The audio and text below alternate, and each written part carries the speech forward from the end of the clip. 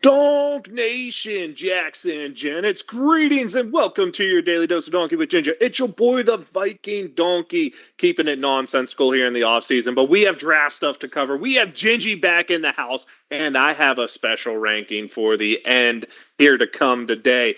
Gingy, first couple draft picks of the Steelers are in. Luckily, I know about both of them, so it's good for me.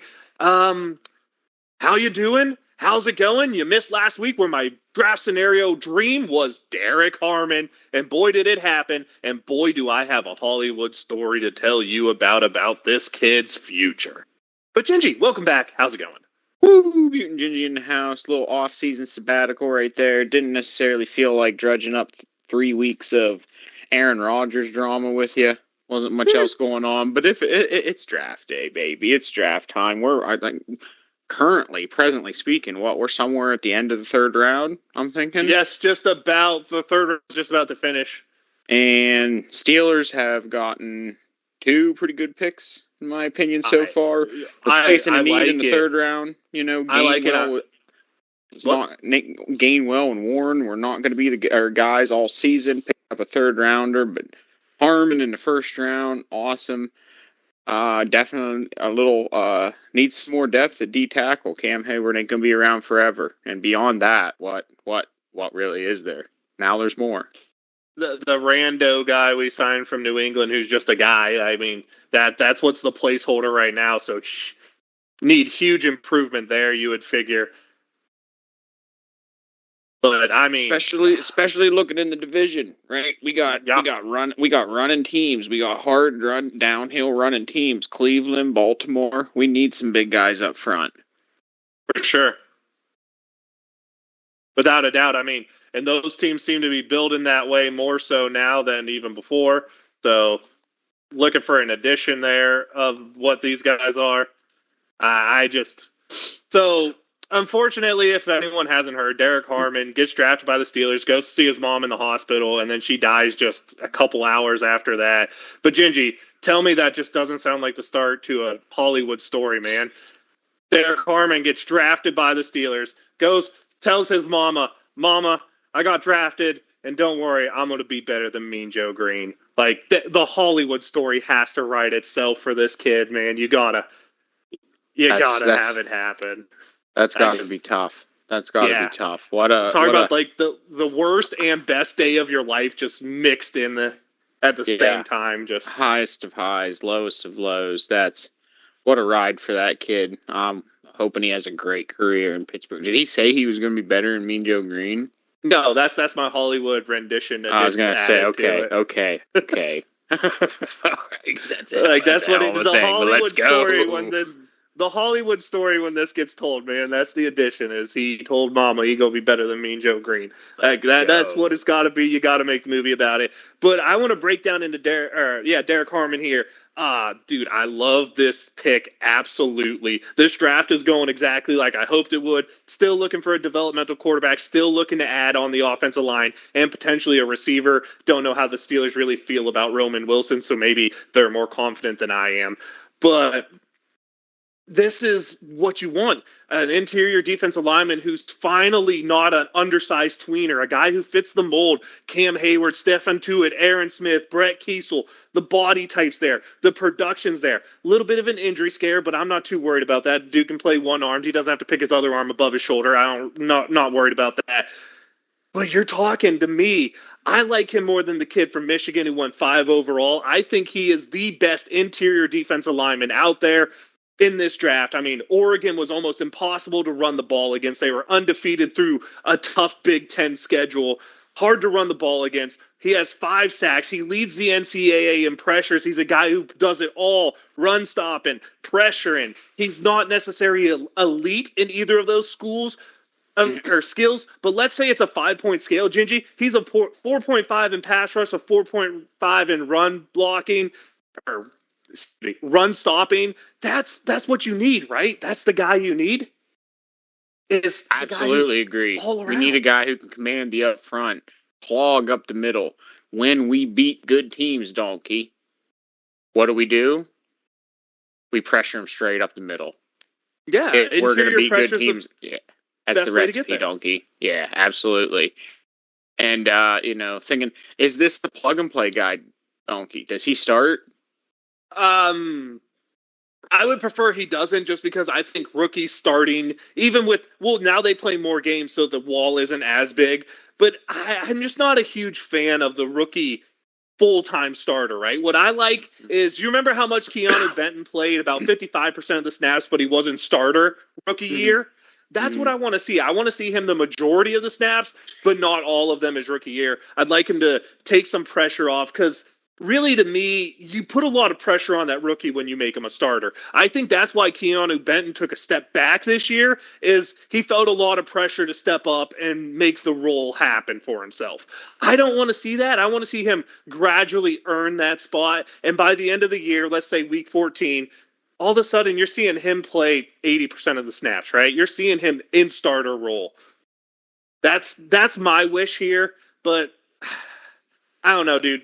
You have any thoughts on Derek Harmon? Because to me, man, he is the perfect 3 technique in this draft, and I just love the explosiveness. I love the pocket push, and I love, really, his most underrated trait is his mental acuity to know where the run is going. He sees the block sway one way. He's very good at getting to the spot and being agile enough to beat the offensive tackles in there into the spots. And you think he played against a lot of offensive tackles that you'll see drafted earlier today. A bunch of those guys Harmon went up against and just had a great day against. So, I mean, selling me pretty hard on that, Donkey, between run stuffing, QB pressure, and big guy in the middle. Boy, you listed off some pretty awesome names there, right? Yeah. And you're talking about big guys in the middle, the Smiths, the Hamptons, let's go. Well, not Donkey, Big Ham, but the Kiesel, Smith, Hayward to it type. Yeah, for sure. Yeah. I will tell you right now, if this dude doesn't turn out, everyone on the Steelers defensive line who's involved in coaching them should be fired, because this is the piece of clay you would want if you could build one, is Derek Harmon. And him not being in the top 15 to me was ludicrous. I saw him at 21, and I texted you right away when I saw we were there and Harmon was up. And I'm like, dude, Harmon has to be the pick. Yeah, I started hearing some buzz about Harmon maybe a couple days before the draft, right? Before all that, it was all QB talk. Sure, right? Yeah. Whatever. Yeah. Fourth round Shedeur, if he's lucky. Oof, that's still not out of the question. He's still on the board, Donkey. Shocker of the draft. Only guy who to ever get his number retired that didn't get drafted in the first round. And when you're, and I'm not being mean to Shedeur here, he's a one skill, and he's really good at it. He is the most accurate quarterback in the draft. I'm not going to rip him there. Him or Cam Ward, take your pick. But he's really a one skill quarterback, not elite arm strength, does not have above average mobility. It's just those one skill quarterbacks to me, I rate them as third, fourth round picks, every one of them. And he was just the most recent of it, and he's the one that falls. But, man, have I never seen a hype train like there was behind this kid that almost got... Like, this is the biggest hype train movement I've seen since Baker Mayfield made himself from a third-round pick to a first-round pick with a hype train, dude. I mean, look at if you want a similar comparison, Baker Mayfield is Shedeur Sanders. Well, that doesn't turn out too bad sometimes. No. The dude can turn out, you put him in the right system, the dude's going to be a good quarterback. You put him in the wrong system, the dude's going to be a bad quarterback. He's not one of them transcending quarterbacks, in my opinion. And maybe I'm wrong. And if I am, dude, good for him. Nothing against him. Hopefully it's not for a team that is directly competing with us, right? Hopefully. It might be, though. Gingy, the more interesting pick here is, remember how I've always said my biggest problem with Najee Harris is where he's picked? That's right. Yes. The Steelers just drafted Najee Harris where he should have been drafted. The third round, Caleb Johnson, Iowa, physical runner, hard, but the little different than Najee, he's more of a one-cut runner. At least that's what he was in college. He wasn't as much a dancing as Najee. But with Iowa, man, he had to be a one-cut runner because he didn't have time to dance like Najee did in Alabama. I have a high hope for Caleb Johnson being the physical runner tandem with these two little third down backs we have. I really, really like this pick here. I like what Caleb Johnson brings. I'll be honest, he's not the guy I was necessarily looking for. We've talked about it. I was more a fan of the Cam Scadaboo type of guy. I like the dude the Browns took from Ohio State, but they stole him early. Nothing you can do about that. I preferred maybe waiting a little longer and getting Ollie Gordon, which, by the way, we could still double dip and do. But no complaints about Caleb Johnson. I like the runner. No breakaway top end speed. But imagine Najee Harris in black and gold already in his college tape, just coming to the pro black and gold. Yeah, and I think we really needed that type of back. Downhill grinder, tough in between tackles runner, right? We've got our scat backs, and to be quite frank, I've already seen and have worries about Jaylen Warren getting 20 touches, 15, 20 touches between the tackles all season, right? We need a guy that can supplement that and do that so that he can maintain explosiveness. Love to see it, Donkey. 2 in the books. Good so far. I absolutely love it. Any other draft stuff you want to talk about while we have it here, Gingy? Any crazy things other than Shadur falling? I always like to try to keep an eye on the division. We've talked a little bit about what the Browns did, given the Browns. Baltimore I'll tell you about. Gets these people to fall to them, man.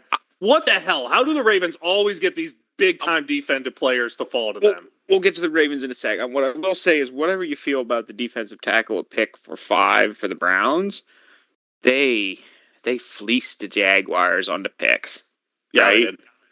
That gives them another reload next year to play with, more draft capital, 2 first-rounders next year coming to them already. Don't like to see Jacksonville give them that type of firepower. Nah. But yes, I'm going to be honest here. I'm very happy I don't have to see Travis Hunter twice a year, dude. That kid's a freaking monster. Yeah, I don't know if they fleeced. I'm going to be honest with you. I don't know if they fleeced Jacksonville. Because if Jacksonville turns out to be good next year, that pick isn't going to be crap. Like, that's fair. And to give up a dude who's potentially a game changer at 2 of the most important positions. Is he going to play 2 ways? He said he wants to, and he said you better let him, and I don't see why not. Until proven otherwise, why not? Worst comes to worst, he's your number 3 corner. I hate to say it. I'm not sure this is a total fleece, because I've watched Travis Hunter play, man. I'm telling you right now, you either way, if it doesn't work out for him both ways, you either have a really good wide receiver or a really good corner. Okay. So I hear you on that, but I mean, it was a lot they gave up, but dude, this talent might be something special. Like, consider he was the best wide receiver in the draft and the best DB in the draft. If he goes to the NFL and they let him play both ways, and let's say there's a pitch count on him, right, where he only plays 60% offense, 60% defense, if he's still a shutdown corner for 60% of the plays, and he's a number 1 wide receiver for 60% of the plays, worth it, right? Yeah, I guess so. That's all good stuff. That's all I wanted to talk about with him. Anyway, Ravens, you said, got somebody late? Dude, every time, just the best talent falls to the Ravens, right? And it's because they draft unique positions. Like getting Kyle Hamilton late in the first round because no one drafts safeties. Well, they just did it again. The safety they drafted. Absolute stud, right? And then I believe it was the edge rusher from Marshall that fell to them, the dude that fell because of character concerns, because he had a couple sexual assaults in college that were dropped and no charges ever brought, but people knew about him because they were talked about, right? So that kind of thing happened. But the dude, if you put him on, he's 6'4", 260. He had like 20 sacks in a season. If you watch him, he's absolutely fluid in movement. Like, how the hell do these guys who, a lot of mocks had this kid in the top 15, these type of guys always fall to the frickin' Ravens, man. Always. And they're almost always home runs there. I hate it. I absolutely hate it, because the Ravens are never going to be bad, because even when they lose 8 players, they replace them with like talent. It's just that's not what we like to hear. No, that's not. I'd hate to say it, but it was I think it's been good for them. Let's talk going forward. What do we think the Steelers still need here? To me, you still have to address offensive line. You might need to double dip in defensive line. Like I said, potential wide receiver, and I'd like to see a developmental quarterback here coming towards the end. Gingy, what are you feeling? Maybe even a corner, because I also liked Will Johnson out of Michigan, who fell quite a while due to injury concerns. But what are you feeling the Steelers need to address still? That's what I was going to say. I know what the Steelers' history is with drafting these corners, right? Let's we Joey Porter Jr. needs some help. You know, he might not be able to cover the whole field. Won't be able to cover the whole field at one time. Yeah, and we need some talent. We need some. But again, Donkey, are we talking about investing in an era continuing defense, right? We keep talking about this is the offensive era of football, and yet we talk about drafting defensive guys. Well, I said we still need to hit offensive line. Offensive line is the one spot I say we cannot miss. And do not forget, people like to be like, oh, we're worried to defense. We spent a first-round draft pick on the defensive lineman. Fair. Okay? Our second-round draft pick was spent on what, Gingy? Offense. Running back. Yeah. No. That's our third-round draft pick. Our third-round draft pick, second-round draft pick was... DK Metcalf. Yeah. Our second-round draft pick became DK Metcalf. So let's not act like we didn't just go defense in the first 3 rounds, because that's what we did. That's right. Yep. We went out. We added 2 offensive players in these first 2 drafts. 2 good ones that are going to fit absolute needs. Like I've said before, I still feel offensive line needs to be hit at least once, maybe even double dip in it, because the depth on our offensive line right now is tragically bad. Like a 6th rounder who didn't look good, and some dude who last year's Call to Fame was getting 1 snap on offense and it being a sack he gave up. So maybe a double dip in offensive line isn't a bad idea here. We have the starters, I guess you can say, entrenched, but I think we need an offensive tackle, whether we go sign one who's starter capable, trade for one who's maybe a little angry at someone. But, dude, I don't feel safe with Broderick Jones, who's looked terrible in 2 years, and Troy Fontana, who the biggest red flag on him was, can he stay healthy a full season? The dude played 1 game before he missed the full season. Those can't be your 2 guys, and then backed up by like Spencer Anderson. That cannot be what you're going into the season with, unless your goal is to tank, get Mason Rudolph killed, and draft early next year. Maybe it is, Donkey. I don't even care if it's a developmental guy. Like, I told you before, I love the Mason McCormick pick, but he's a guy I thought would need a couple years before we started him. We started him. I still don't feel like he's there. But, guys of that caliber who are more developmental type, I think the Steelers might need to double dip in that on the offensive line. I don't disagree. I think that's our thinnest area, Donkey, that we've talked about. As yes, we needed running backs, right? So we got needed one. A big guy for sure. Yep. Yeah, absolutely. So we got one. Now we have given what 3 starters, 2 starters. James Daniels for sure. We lost Daniels. I guess you could say Herbig was penciled in as a starter last year, so we lost Herbig, Daniels, and Dan Moore. So yeah, three penciled in starters from last year we lost. Yes. So that's a massive gap. That's not. I say you have to really start digging there now. Now, 2 of those, to be fair here, 2 of those were replaced by guys who started more games than they did last year. Mason McCormick and why the hell can't I think of our center? The kid from West Virginia started more games than Frazier. Yeah. Thank you.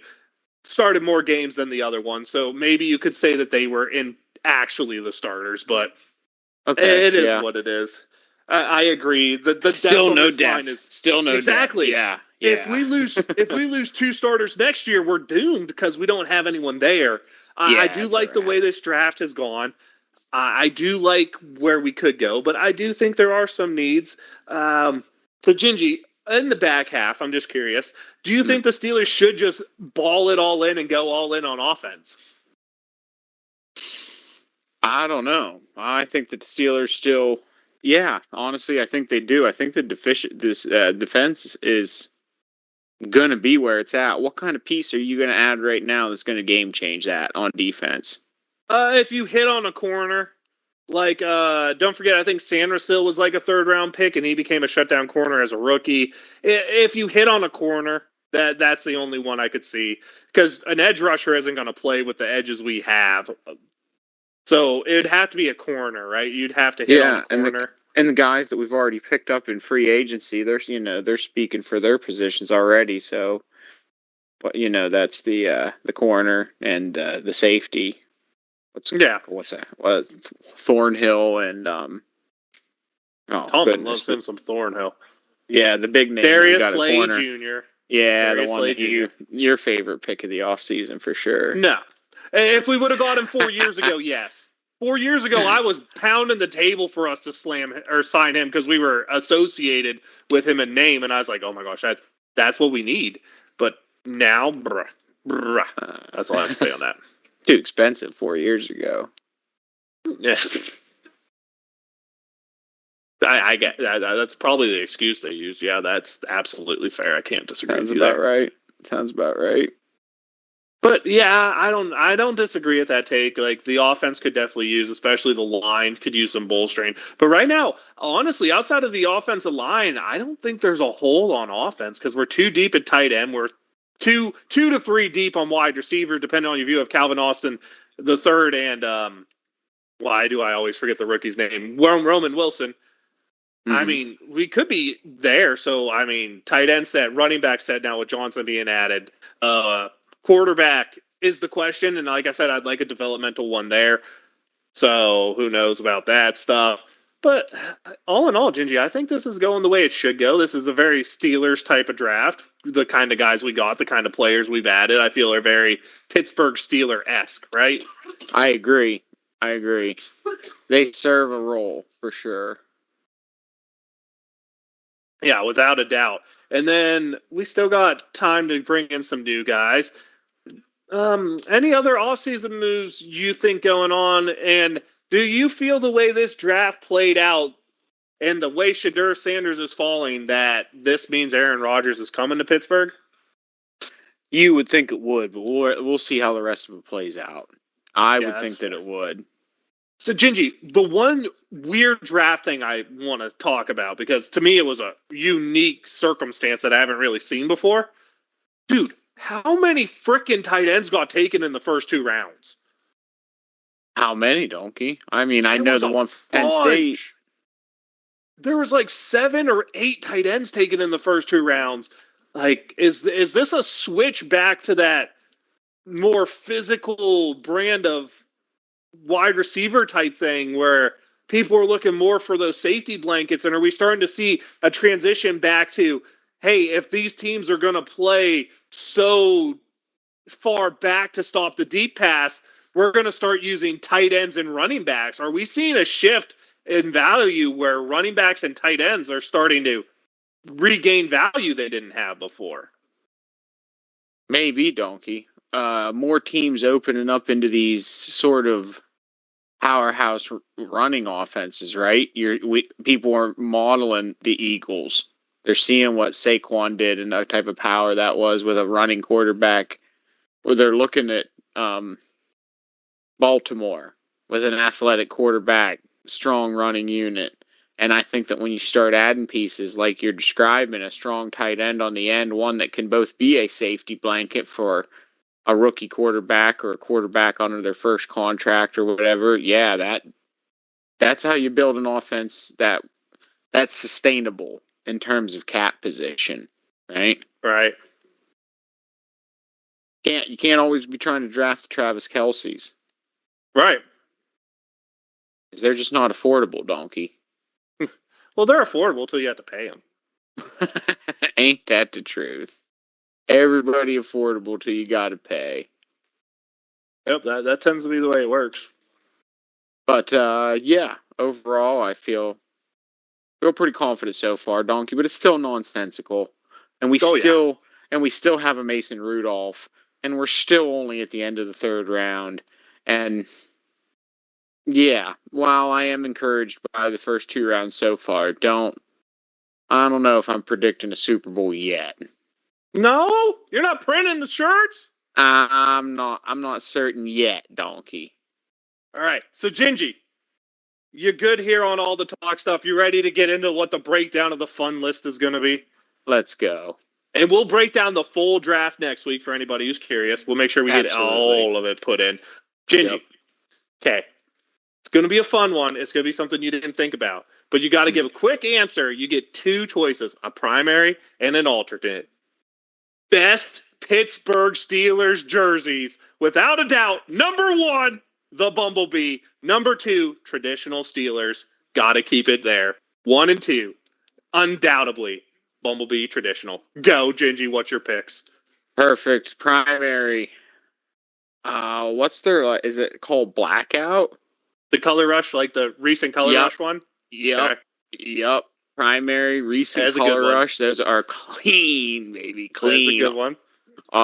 And then alternate number 2, Bumblebee, for sure. Saw an awesome win on, what was that? When did they pull out? Was that a Sunday night or a Monday night? I knew it was a prime time under the lights when they pulled them out, and they're good throwbacks. I think those jerseys, so clean. Those jerseys might actually fit maybe more the personality of the current team, but in terms of overall aesthetic, I kind of like them Color Rush jerseys with the all black and the yellow accent. Yeah, that's fair. I can't believe Gingy without the traditional take, man. That's something. I'm gonna get you. You got me there, dude. I love it.